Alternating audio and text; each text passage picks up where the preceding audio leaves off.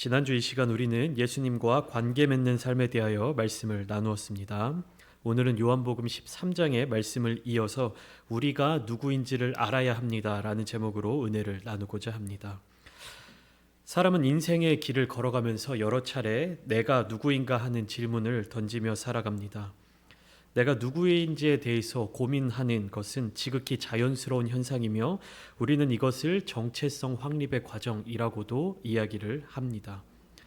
정체성이랑 상당 기간 동안 비교적 일관되게 유지하는 고유한 실체로서의 자기에 대한 경험으로 자신이 세상 안에서 다른 사람들과 함께 한 개인으로서 존재한다는 자각으로부터 시작되는 것이라고 정의가 되어 있습니다. 상당히 길게 정의가 되어 있죠. 그래서 보통 아무런 조건이 달려있지 않은 정체성에 대해서 이야기를 할 때는 우리는 자아 정체성에 대해서 말하는 것이다 라고 이해하면 쉽습니다. 근데 이 정체성이라고 하는 이 단어에 대한 정의가 너무 길잖아요. 그래서 사전적 용어로 서술하니까 이것이 상당히 어렵게 느껴지는데, 한마디로 쉽게 말하면 나 스스로 내가 누구인지 아는 것, 이것이 정체성입니다. 다시 말해서 나 자신이 어떤 기준에 의해서 일관된 동일성을 유지하면서 동시에 다른 사람들과 상호작용하는 결과를 적용하는 것을 의미합니다. 그러니까 나의 행동을 결정하는 것, 나의 행동을 주관하는 것, 그런 결정의 모든 과정에 영향을 미치는 것, 이것들을 종합해서 정체성이다라고 이해를 하시면 좋을 것 같습니다. 최근에 사회적으로 여러 가지 이슈가 되고 있는 어떤 논란 중에 하나가 성 정체성과 관련된 이야기들이 있을 것입니다. 성 정체성 혹은 성적 정체성과 같은 것에 대해서 정의되어 있는 내용은 무엇이냐면, 남성성 또는 여성성의 기본적인 느낌으로 자기 자신을 남성 또는 여성으로 확실하게 지각하는 것을 의미합니다. 그런데 신체는 남성으로 태어난 사람이 성 정체성은 여성의 정체성을 가지고 있거나, 혹은 신체는 여성으로 태어난 사람이 정신적인 부분은 정체성은 남성의 정체성을 가지고 있다고 하면, 이것은 개인적으로 또 사회적으로 정서적으로 굉장히 혼란스러워지는 것입니다.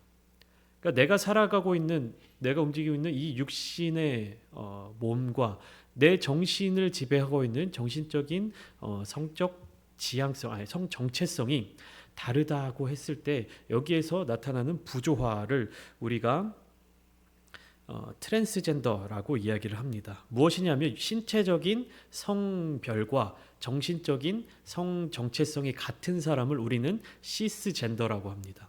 근데 신체적인 성별과 자기가 정신적으로 가지고 있는 성 정체성이 다른 사람을 우리가 트랜스젠더라고 이야기를 합니다. 실제적으로 성 전환 수술을 받은 사람뿐만 아니라 내가 가지고 있는 어떤 신체적인 조건과 정신적으로 가지고 있는 성 정체성이 다른 사람을 우리가 트랜스젠더라고 이야기를 하고 있습니다. 제가 좀 전에 이야기한 성 지향성이 바로 이 성 정체성에 덧입혀져서 여러 가지 성적 취향과 다양하게 섞이게 되면 어떤 일이 발생하게 되면 우리가 흔히 LGBT라고 부르는 성소수자들이 탄생하게 되는 것입니다. 이 사람들의 자기 주장과 사회적인 인식이 계속해서 부딪히게 되니까 논란이 끊이지 않고 발생하게 되는 것이지요. 제가 금요 예배 때 요한복음을 나누고 또 주일 오후에 고린도 후서를 나누면서 드리는 말씀이 무엇입니까? 우리는 그리스도인이다 라고 하는 사실을 지속적으로 말씀을 드리고 있죠. 우리의 정체성이 바로 그리스도인인 것이죠. 그리스도인의 정체성을 가진 사람이라면 어떻게 살아가야 합니까? 그리스도의 정신을 가지고 살아가야 합니다. 우리가 육신의 몸을 입고 있다 할지라도 우리의 정체성이 그리스도인이라고 하면 그리스도의 모습으로 살아가야 한다는 것이죠. 좀 전에 말씀드렸듯이 자신의 신체와 성 정체성이 일치하지 않는 사람들은 어디를 따라 살아갑니까? 그들의 삶을 들여다보면 자신의 몸은 남성인데 성 정체성이 여성인 혹은 그 외의 성이라고 주장하는 그런 정신적인 정체성을 주장한 사람들은 자신이 지향하는 성 정체성에 모습을 가지고 살아가는 것이죠. 그러니까 사회적 인식이 허용되는 선까지 자신의 성 정체성을 따라 살아가지 않습니까? 아니면은 사회적으로 드러나지 않는 곳에서 그러한 삶을 살아갑니다. 그렇기에 사회적 인식 혹은 법적 허용의 범위를 넓히기 위해 퀴어 축제와 같은 적극적인 행동을 하기도 하고 자기들만의 커뮤니티를 만들어서 소극적으로 비공식적인 그런 모임들을 갖게 되는 것입니다. 그러면 그리스도의 정체성을 가진 그리스도인들의 삶은 어떻습니까? 육신의 몸을 입고 있지만 우리의 정체성이 예수 그리스도로 되어 있다면, 그리스도의 정신을 가지고 살아가고 있다면 우리는 이 육신의 장막을 벗고 천국에 가는 그날까지 이 부조화 속에서 살아갈 수밖에 없습니다. 그러면 우리는 어떤 선택을 해야 되고 어떻게 행동을 해야 할까요? 성소수자들이 자신들의 정체성을 밝히기 위해 그 정체성을 가지고도 이 땅에서 잘 살아가기 위해서 적극적으로 행동하고 자신들의 자신들과 비슷한 상황에 처한 사람들끼리 같이 뭉쳐서 집단적인 어떤 행동을 하고 사회적인 인식에 계속해서 도전하는 모습을 보이고 있지 않습니까? 그런데 그리스도인이라고 하는 우리들의 모습은 과연 육신의 영역을 뛰어넘어서 우리가 예수 그리스도의 모습을 닮아가기 위해서 얼마나 많이 노력을 하고 있는가라는 질문을 던져보고자 합니다. 우리는 선택을 해야 합니다. 육신의 일을, 육신의 삶을 쫓아 살아가는 그런 모습을 가질 것인지, 아니면 그리스도인의 정신을 가진 영적인 삶의 모습을 갖고 살아갈 것인지. 그런데 그리스도인이라고 하면서 그리스도인의 모습으로 살아가지 못하는 사람들이 있다면 이 사람들은 과연 어떤 사람들일까요? 둘 중에 하나겠죠. 그리스도의 정체성을 갖고 있지 않으면서도 나는 그리스도인이다라고 이야기하는 사람이거나, 혹은 그리스도의 정체성이 무엇인지 정확하게 알지 못하고 그 자신을 그리스도인이라고 고백하는 사람일 것입니다. 지난 시간 우리는 제자들의 발을 씻겨주신 예수님의 모습에 대해서 나눴죠. 그리고 본문을 통해서 제가 말씀드린 세 가지의 이야기가 있었습니다. 그리스도인이란 무엇인가? 라는 질문에 대해서 요한복음 13장 1절부터 15절까지 나타난 이야기 중에 세 가지로 정리된 게 있었는데요. 첫 번째로는 내가 그리스도인인가를 점검하는 첫 번째 질문, 끝까지 사랑하는가? 기억나십니까?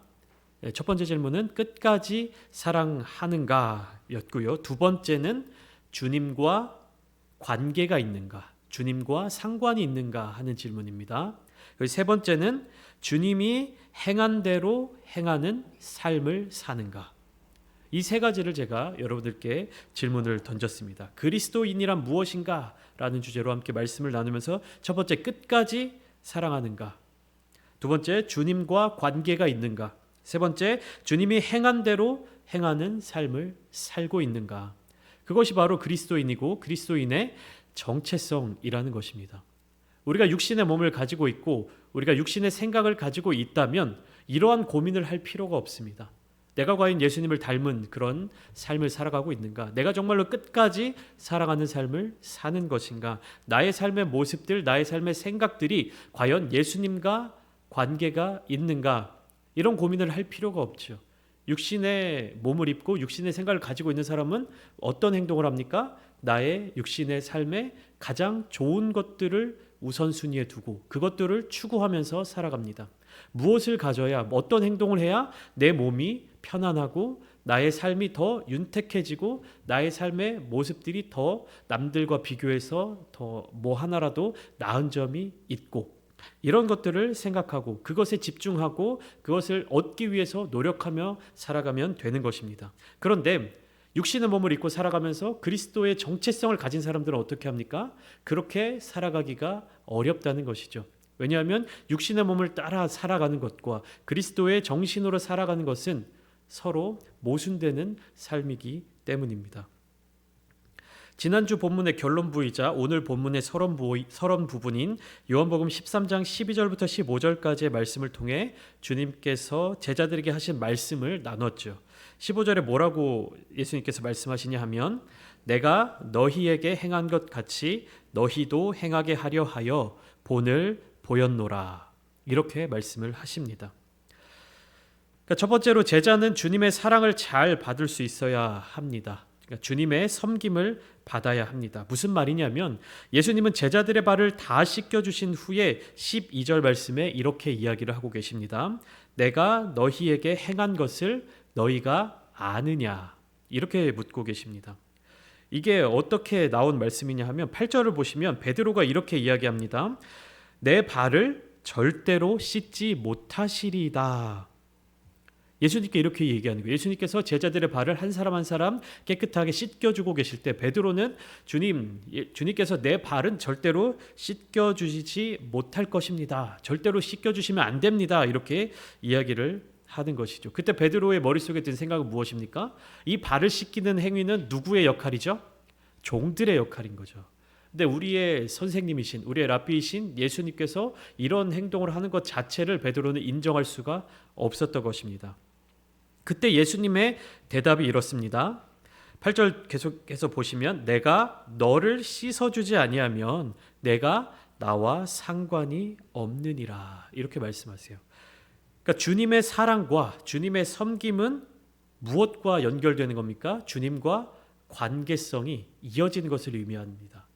그러니까 우리가 신앙생활을 하면서 주님과의 관계를 맺어 나가면서 이 부분을 우리가 바르게 깨달아야 되는 거예요. 예수 그리스도의 섬김, 주님의 그 사랑을 우리가 바르게 깨닫고 그 사랑을 온전히 받아들일 수 있어야 한다는 것입니다. 주님께서 우리에게 값없이 베풀어 주시는 사랑과 주님께서 우리에게 주시는 그 은혜들을 우리는 겸손해 보이는 어떤 하나의 모습으로 저는 그런 것을 받을 자격이 없습니다. 저는 그런 것을 받을 만한 삶이 못 됩니다. 라고 주님께서 주시는 그 은혜와 사랑을 거절하면 안 된다는 거예요. 우리가 받을 수 있는지 없는지에 대해서 판단을 내려서는 안 된다는 것입니다. 주시는 분이 주님이시고 그것을 우리에게 값없이 주시고 우리가 받을 자격이 있기 때문에 주시는 것이 아니라 예수 그리스도의 그 모습을, 그 마음을, 그 성품으로, 그 사랑으로 우리에게 부어주시는 것을 우리는 거절하지 않고 온전히 잘 받아들일 수 있어야 한다는 것입니다. 왜냐하면 주님께서 베풀어 주신 그 사랑과 섬김 속에 무엇이 있기 때문입니까? 나와 주님의 더 깊은 관계로 이어지는 그 관계성이 있기 때문입니다. 네, 수많은 사람들이 이 부분을 잘 받아들이지 못해요. 주님께서 우리에게 주시는, 주님께서 우리에게 베풀어 주시고자 하시는 그 사랑은 거절하고 받아들이지 않으면서 무엇을 자꾸 원합니까? 주님께서 나에게 주셔야 할 복에 대해서 기도하지 않습니까? 근데 우리가 먼저 주님께 받아야 할 것은 주님께서 우리에게 베풀어 주시는 그 은혜입니다. 십자가를 통하여서 우리를 구원해 주시는 그 구원의 크신 사랑을 우리가 먼저 받아들여야 하는 것입니다. 13절부터 14절까지의 말씀을 통해 예수님께서는 이렇게 말씀하십니다. 내가 주와 또는 선생이 되어 너희 발을 씻었으니. 그러니까 13절에도 그렇고 14절에도 그렇고 예수님이 무슨 말씀을 하시냐면 내가 너희에게 선생이 되고 주가 되었다라는 사실을 두 절에 걸쳐서 강조를 하고 계십니다. 그리고 14절에 뭐라고 말씀하시냐면 너희도 서로 발을 씻어주는 것이 옳으니라. 그러니까 주님께 사랑과 섬김을 받은 사람들의 이어지는 모습이 어떻게 되어야 된다는 겁니까? 그 주님께 받은 사랑과 섬김을 내가 있는 그 곳에서 함께 본받아서 실천한다는 것입니다. 그러니까 사랑의 공동체, 섬김의 공동체를 이루어 가라는 명령을 이어서 하신 것이죠. 그러니까 내가 너희에게 행한 것 같이 너희도 행하게 하려 주님이 어떻게 하신 겁니까? 본을 보여주신 것이죠.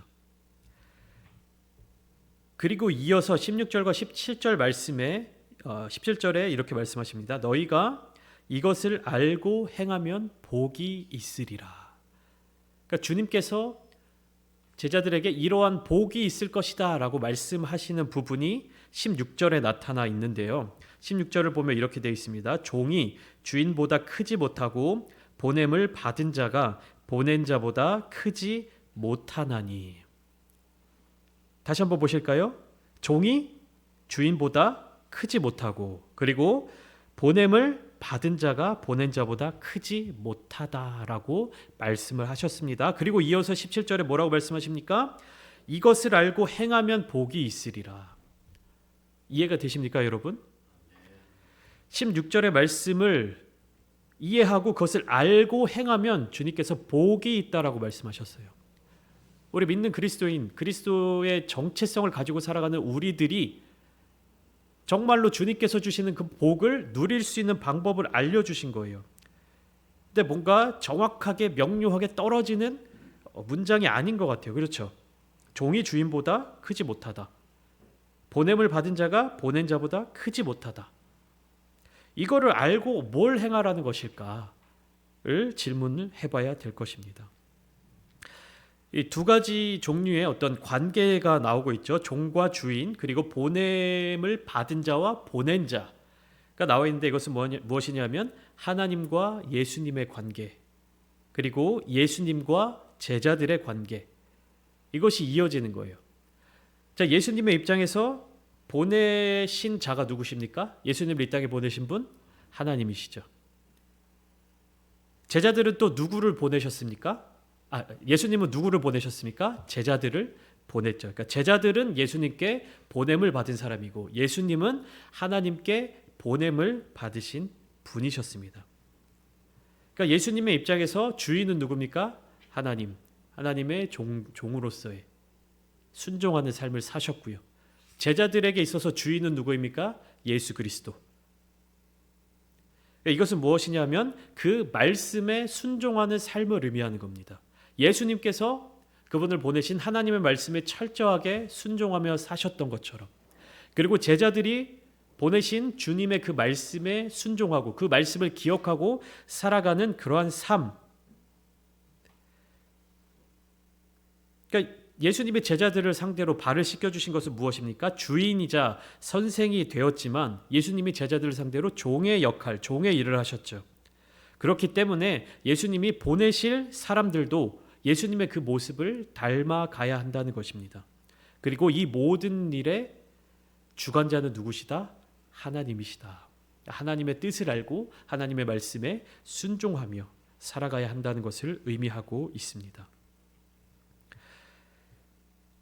오늘 본문을 쭉 보다 보면 한 가지 재미있는 사실이 나타나고 있습니다. 18절을 보면 내 떡을 먹는 자가 내게 발꿈치를 들었다 한 성경을 응하게 하려는 것이니라 라는 말씀을 시작으로 쭉 이제 예수님을 배신하고 배반할 어떤 한 사람에 대한 이야기들을 쭉 이어가고 있는데요.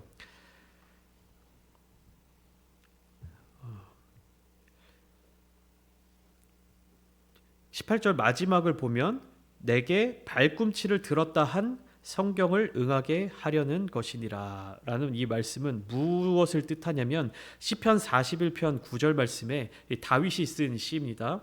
이런 말씀이 있어요. 내가 신뢰하여 내 떡을 나눠 먹던 나의 가까운 친구도 나를 대적하여 그의 발꿈치를 들었나이다 라는 성경이 있어요. 그러니까 발꿈치를 들다는 것은 배신하는 것, 배반하는 것을 의미합니다. 그러니까 예수님께서 이러한 성만찬 과정 가운데 제자들과의 시간을 보내면서 또 무엇을 계속해서 기억하고 행하시는 겁니까? 하나님의 말씀, 성경에 쓰여진 것, 이것을 이루게 하시기 위해서 계속해서 말씀하고 계시는 것이죠. 20절을 보면 이렇게 되어 있습니다. 내가 보낸 자를 영접하는 자는 나를 영접하는 것이요 나를 영접하는 자는 나를 보내신 이를 영접하는 것이니라. 이것도 순차적으로 나와 있죠. 20절에 내가 보낸 자는 누굽니까? 제자들이죠. 이 상황에서는 제자들이죠. 그래서 제자들을 영접하는 자는 예수님을 영접하는 것이고 예수님을 영접하는 자는 예수님을 보내신 하나님을 영접하는 것이다. 이렇게 이야기하고 있어요. 예수님께서 이 말씀을 왜 하셨을까요? 요한복음 13장 20절 말씀을 보면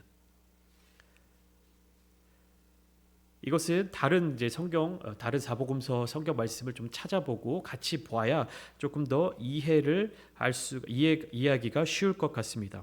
마태복음 10장 40절부터 42절까지의 말씀인데 한번 찾아보시면 제가 읽어드리겠습니다. 마태복음 10장 40절부터 42절입니다. 예수님이 이렇게 말씀하십니다. 너희를 영접하는 자는 나를 영접하는 것이요 나를 영접하는 자는 나를 보내신 이를 영접하는 것이니라.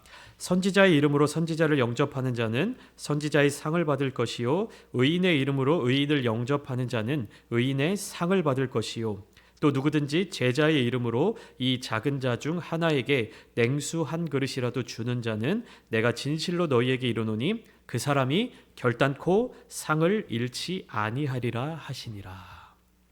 어떤 사람에게 상을 주신다는 말씀입니까? 그러니까 상, 복, 잘 되는 것, 이 땅에서의 삶에 있어서 상을 받고 복을 받는 것에 대해서 예수님께서 구체적으로 설명을 주시는 것이죠.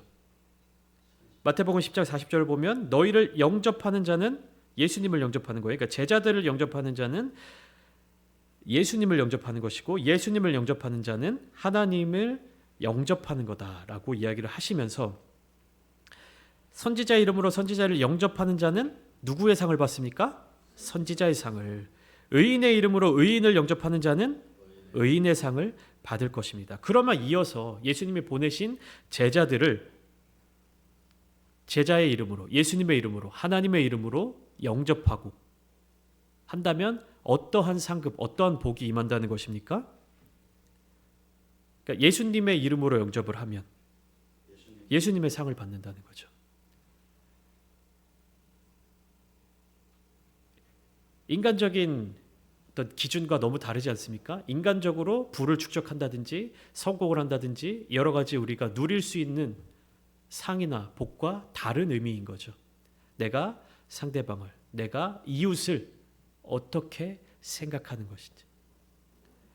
그러니까 육신의 생각으로 살아가는 것은 쉬워요. 무엇을 생각하면 됩니까? 남보다 나를 더 사랑하면 되는 겁니다.